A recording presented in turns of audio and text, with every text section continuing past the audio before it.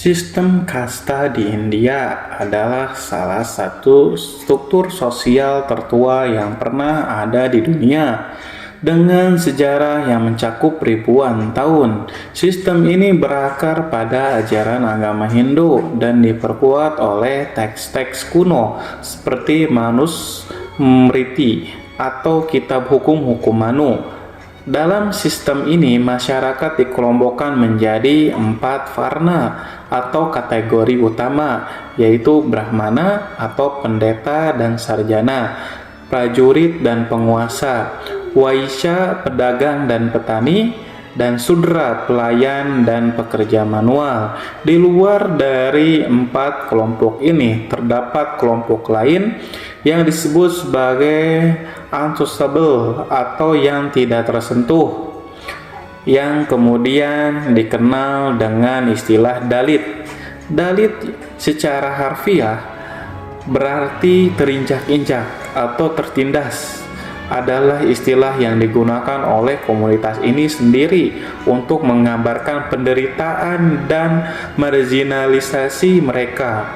Mereka dianggap berada di luar sistem kasta atau disebut sebagai avarna atau tanpa kasta. Dalam konteks histori, mereka dipandang lebih rendah daripada kasta Sudra dan diperlakukan sebagai tidak murni, sehingga menjadi korban diskriminasi selama berabad-abad. Diskriminasi terhadap Dalit berakar pada konsep kemurnian dan pencemaran yang terkandung dalam teks-teks Hindu kuno. Dalam Manusmriti yang ditulis sekitar abad kedua sebelum Masehi hingga abad ketiga Masehi, Dalit digambarkan sebagai kelompok yang harus melakukan pekerjaan yang dianggap najis oleh kasta lainnya. Pekerjaan ini seperti menyapu jalan, membersihkan toilet, memangku bangkai hewan, dan pekerjaan serupa yang dianggap tidak pantas bagi masyarakat kasta lainnya. Selama ribuan tahun, kepercayaan ini menciptakan hierarki sosial, dan Dalit dilarang memasuki kuil, menggunakan sumur umum, atau bahkan menyentuh anggota kasta lainnya. Keberadaan mereka seringkali dibatasi di luar batas desa, dan interaksi sosial dengan mereka dianggap tabu. Pada periode prakolonial, diskriminasi terhadap Dalit semakin mengakar. Penguasa Hindu di berbagai kerajaan India memperlakukan aturan yang membatasi hak-hak Dalit. Mereka tidak memiliki akses ke pendidikan atau kesempatan ekonomi. Bahkan beberapa kerajaan memberlakukan undang-undang yang menghukum Dalit jika mereka melanggar norma kasta, seperti berjalan di tempat umum tanpa izin.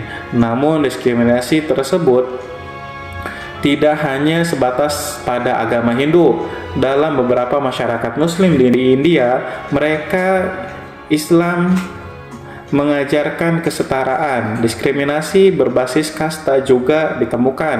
Hal ini menunjukkan bahwa hierarki sosial yang terkait dengan kasta telah meresap ke dalam berbagai komunitas di India. Kedatangan penjajah Inggris di India pada abad ke-18 membawa perubahan signifikan dalam struktur sosial negara tersebut. Meskipun pemerintah tidak secara aktif menghapus sistem kasta, mereka memperkenalkan reformasi tertentu yang memberikan kesempatan bagi Dalit untuk meningkatkan status posisi mereka. Salah satu perubahan penting adalah diperkenalkannya sistem pendidikan barat yang memungkinkan beberapa Dalit memperoleh akses ke pendidikan untuk pertama kalinya. Salah satu tokoh penting dari komunitas Dalit selama periode ini adalah Dr. Bhimrao Ramji Ambedkar, seorang pemimpin reformasi sosial, ahli hukum dan ekonomi. Ambedkar lahir dalam keluarga Dalit dan mengalami diskriminasi keras sepanjang hidupnya. Namun melalui pendidikan dan tekadnya, dia menjadi salah satu arsitek utama konstitusi India. Ambedkar berjuang untuk penghapusan sistem kasta dan mempromosikan hak-hak Dalit di India. Setelah kemerdekaan India pada tahun 1947, Konstitusi India yang dirancang oleh Ambedkar melarang diskriminasi berdasarkan kasta. Sistem untouchable secara resmi dilarang dan kebijakan afirmatif seperti reservasi pekerjaan dan kursi pendidikan diperkenalkan untuk memberi peluang bagi Dalit. Namun meskipun ada kemajuan hukum, diskriminasi terhadap Dalit tetap meluas di beberapa bagian di India. Dalam masyarakat pedesaan, Dalit masih sering menjadi korban kekerasan, pengucilan, dan eksploitasi ekonomi. Mereka menghadapi hambatan struktural yang mencegah mereka menikmati hak-hak mereka secara penuh. Contoh diskriminasi modern termasuk larangan memasuk kuil-kuil tertentu, pemisahan ruang kelas di sekolah, dan kekerasan terhadap Dalit yang berusaha menentang status quo. Di luar perjuangan mereka, Dalit juga memiliki budaya dan identitas yang unik. Musik, seni, dan sastra Dalit telah menjadi alat penting untuk menyuarakan pengalaman mereka. Sastra Dalit khususnya telah muncul beberapa genre penting di India dengan penulis seperti Om Prakash Valmiki dan Baburao Bagul menceritakan kisah perjuangan dan penderitaan komunitas mereka. Identitas Dalit juga berkembang melalui gerakan politik dan sosial. Partai-partai seperti Bahujan Samaj Party atau BSP memainkan peran penting dalam memperjuangkan hak-hak Dalit di arena politik. Pemimpin seperti Kasiran dan Mayawati menjadi simbol harapan bagi jutaan Dalit yang terpinggirkan.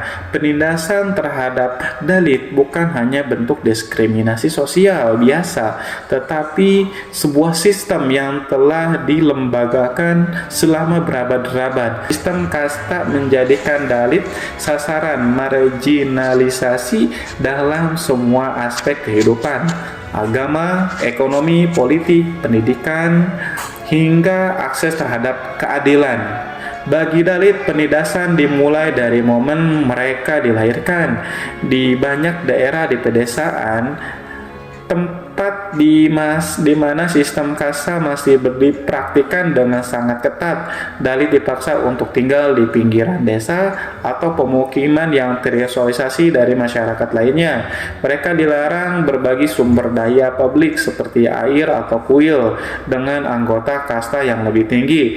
Bahkan dalam hal-hal yang nampak sederhana seperti duduk di tempat umum atau berbicara dengan kasta atas, Dalit seringkali dihadapkan pada ancaman kekerasan. Salah satu contohnya adalah larangan bagi Dalit untuk memasuki kuil Hindu tertentu karena kehadiran mereka dianggap mengotori kesucian tempat ibadah.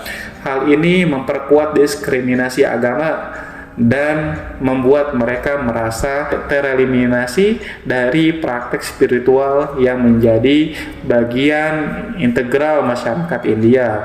Dalam beberapa kasus, upaya Dalit untuk melawan aturan ini telah berujung pada insiden kekerasan massal, seperti terjadinya pada insiden Herzlanzi pada tahun 2006.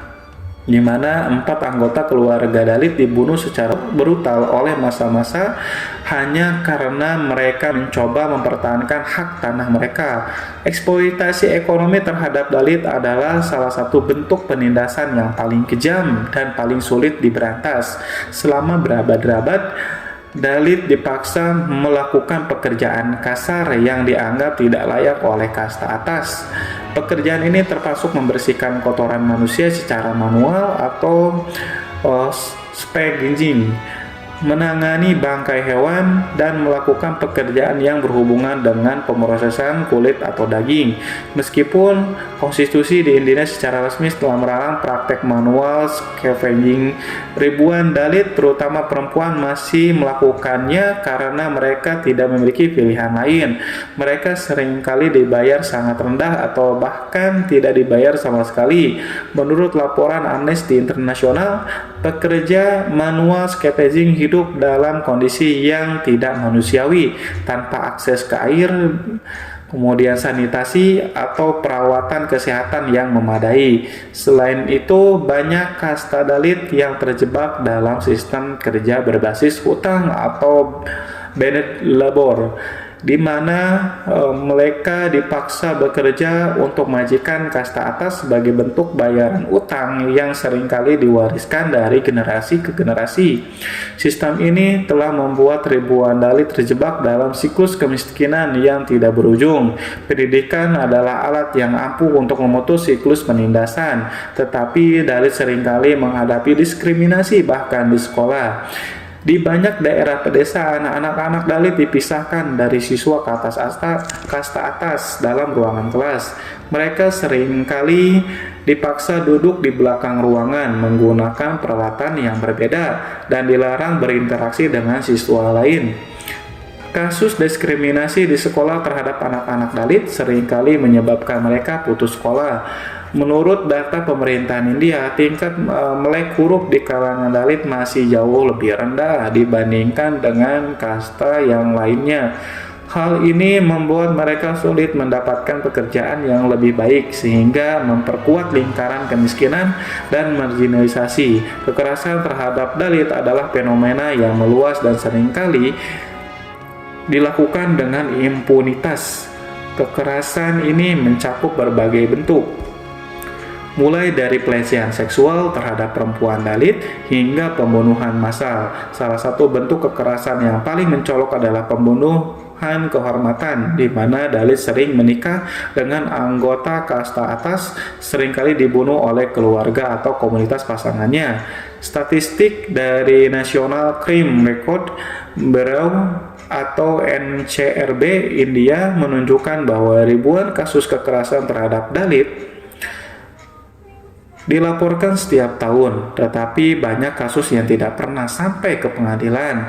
Beberapa kasus Dalit yang melaporkan kejahatan menghadapi ancaman atau serangan baik dari para pelaku yang seringkali berasal dari kasta atas dengan kekuasaan politik dan ekonomi yang besar. Salah satu kasus yang paling menggemparkan adalah pembantaian Sundur pada tahun 1991, di mana 8 orang Dalit dibunuh oleh sekelompok pria kasta atas di Andhra Pradesh.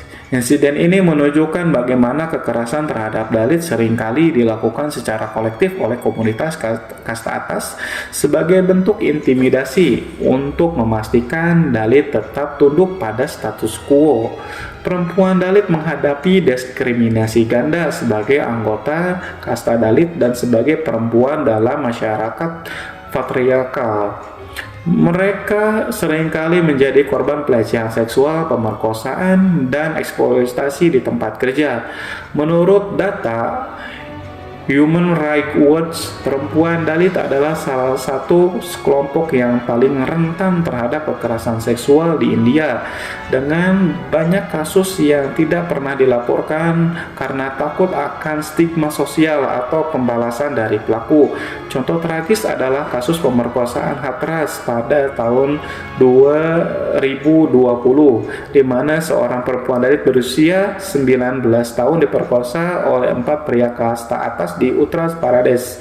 Meskipun kasus ini memicu kemarahan publik dan protes besar-besaran, insiden serupa terus terjadi, menunjukkan betapa dalamnya akar patriarki dan diskriminasi kasta di masyarakat India. Sistem peradilan India seringkali gagal memberikan keadilan bagi korban Dalit, meskipun ada undang-undang seperti Schedule Caste dan Schedule Tribes yang dirancang untuk melindungi Dalit dari kekerasan dan diskriminasi, namun pelaksanaannya masih sangat lemah. Banyak kasus kekerasan terhadap Dalit yang tidak pernah diinvestigasi secara serius dan pelaku seringkali lolos dari hukuman.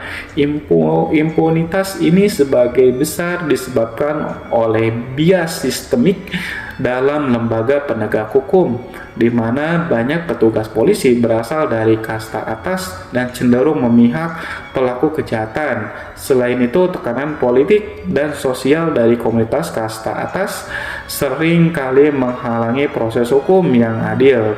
Meskipun Dalit telah menjadi representasi politik melalui kebijakan reservasi, mereka seringkali menghadapi hambatan dalam memperjuangkan hak-hak komunitas mereka. Banyak polisi Dalit yang dipaksa untuk tunduk pada agenda partai-partai yang didominasi oleh kasta atas, sehingga aspirasi mereka seringkali tidak terpenuhi di tingkat lokal. Kepala desa atau pejabat Dalit seringkali menjadi sasaran intimidasi atau kekerasan jika mereka mencoba menentang hierarki sosial. Menurut laporan tahunan yang dikeluarkan oleh National Crime Record Bureau India, ribuan kasus kekerasan terhadap Dalit dilaporkan setiap tahun. Pada tahun 2022 misalnya, terdapat lebih dari 50.000 kasus kekerasan terhadap anggota Schedule Case kategori yang mencakup Dalit. Namun angka ini hanyalah puncak gunung es karena banyak kasus yang tidak pernah dilaporkan akibat tekanan sosial, ancaman pembalasan, atau kurangnya kepercayaan pada sistem hukum. Beberapa bentuk kekerasan yang paling sering dilaporkan diantaranya adalah pemerkosaan dan pelecehan seksual. Perempuan Dalit menjadi sasaran utama kekerasan seksual, terutama di wilayah pedesaan. Lalu adanya pengusiran paksa. Dalit sering kehilangan tanah dan tempat tinggal mereka akibat kekerasan oleh kelompok kasta atas. Kemudian pembunuhan massal, pembantaian terhadap Dalit seperti kasus Heralanji dan Sundur menunjukkan skala kekerasan kolektif yang sering terjadi, dan kekerasan berbasis pekerjaan. Dalit yang menolak melakukan pekerjaan tertentu atau menuntut upah yang layak seringkali diserang oleh majikan atau komunitas kasta atas. Ada beberapa kasus kekerasan terhadap Dalit yang paling mencolok yang mencerminkan tingkat diskriminasi dan ketidakadilan yang mereka alami. Misalnya pembantaian Heralanji tahun 2006. Kasus ini terjadi di desa Heralanji, Maharashtra, di mana 4 anggota keluarga Dalit dibunuh secara brutal oleh massa kelas atas. Keluarga tersebut dibunuh karena mereka mencoba memperjuangkan hak mereka atas tanah secara ilegal disita oleh kelompok kasta atas. Selain pembunuhan, perempuan dalam keluarga tersebut mengalami kekerasan seksual yang mengerikannya sebelum akhirnya dibunuh. Perempuan dalam keluarga tersebut mengalami kekerasan seksual yang mengerikan sebelum akhirnya dibunuh. Insiden ini memicu protes besar-besaran di seluruh negeri dan menarik perhatian internasional terhadap kondisi Dalit. Kasus Hathras pada tahun 2020, seorang perempuan Dalit berusia 19 tahun diperkosa secara brutal oleh 4 pria dari kasta atas di Hathras, Uttar Pradesh. Kasus ini menjadi perhatian nasional karena upaya pihak berwenang untuk menutupi insiden tersebut, termasuk dengan membakar tubuh korban tanpa izin keluarga. Protes besar-besaran meletus di seluruh India, menuntut keadilan bagi korban dan reformasi sistemik untuk melindungi perempuan Dalit. Insiden ini menjadi simbol kekerasan kasta atas yang dilakukan terhadap Dalit sebagai bentuk intimidasi dan pengukuhan hierarki kasta. Kasus Heralanji pada tahun 2015, seorang pemuda Dalit, Rohit Pemula, yang merupakan seorang mahasiswa pasca sarjana di Universitas Hyderabad, melakukan bunuh diri setelah mengalami diskriminasi terus-menerus oleh pihak universitas dan komunitasnya. Surat bunuh diri Pemula menjadi seruan emosional yang menggambarkan frustasi dan penderitaan yang dialami oleh banyak mahasiswa Dalit di institusi pendidikan India. Pada tahun 1959, Ambedkar memimpin gerakan besar-besaran untuk mengonversi Dalit ke agama Buddha, sebuah langkah simbolis untuk menolak agama Hindu yang mendukung sistem kasta. Langkah ini menginspirasi jutaan Dalit untuk meninggalkan Hinduisme dan mencari identitas baru dalam Buddhisme. Selain Ambedkar, banyak gerakan perlawanan lokal yang dilakukan oleh Dalit di berbagai daerah India. Contohnya adalah gerakan Self-Respect Movement di Tamil Nadu yang dipimpin oleh Dattvi Ramasamy Ferrier, seorang reformis sosial yang menyerukan penghapusan kasta dan patriarki di India. Membunuh sapi dapat dikenakan hukuman penjara hingga 10 tahun karena seperti yang kita ketahui, sapi merupakan hewan suci bagi umat Hindu di India. Akan tetapi nyawa kasta Dalit memiliki nilai lebih rendah daripada sapi. Menurut data PBB, terdapat kurang lebih 1000 kasus pembunuhan setiap tahunnya diakibatkan oleh permasalahan kasta. Ratusan wanita Dalit juga banyak mendapatkan pelecehan dan pemerkosaan.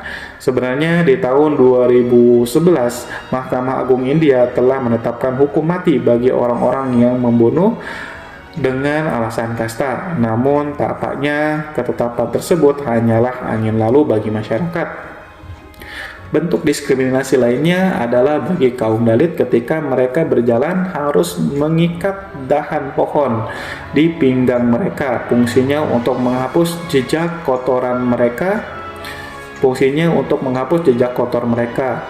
Di beberapa daerah juga disebutkan kaum Dalit harus membawa penampung ludah yang diikat di leher, merupakan upaya supaya ludah mereka tidak menetes di jalan dan tidak mengotori warga yang lain.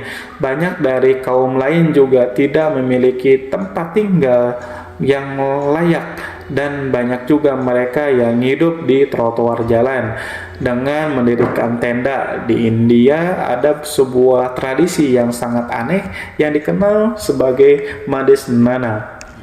Madesnana adalah tradisi di mana kasta terendah di India, yaitu kasta Dalit, berguling-guling di bekas ludah atau bekas makanan yang dilemparkan oleh orang-orang kasta Brahmana. Bagi sebagian orang, air liur atau air ludah merupakan hal yang menjijikan dan kotor, namun tidak bagi kaum Dalit. Kaum Dalit percaya jika mereka berguling-guling di bekas ludah kasta Brahmana, maka mereka akan mendapatkan keberkahan dan bisa menyembuhkan berbagai masalah kesehatan. Tradisi berguling Madesnana ini sudah ada sejak 4000 tahun silam. Pemerintah India sendiri tidak mampu mencegah warganya untuk mengikuti ritual yang aneh ini, sebab warganya masih percaya akan mitos yang ada pada ritual Madesnana ini. Dalam sudut pandang Islam, tidak ada manusia yang diciptakan lebih tinggi atau lebih rendah dari sisi yang lainnya. Pandangan Allah Subhanahu wa Ta'ala, setiap jiwa manusia setara, namun yang membedakan adalah ketakwaan. Karena itu, diskriminasi kasta adalah pelanggaran terhadap prinsip tauhid, karena meruntuhkan nilai-nilai kemanusiaan yang Allah Subhanahu wa Ta'ala anugerahkan kepada makhluknya. Maka peringkat manusia berdasarkan hierarki sosial adalah pemberontakan terhadap kehendak Sang Pencipta.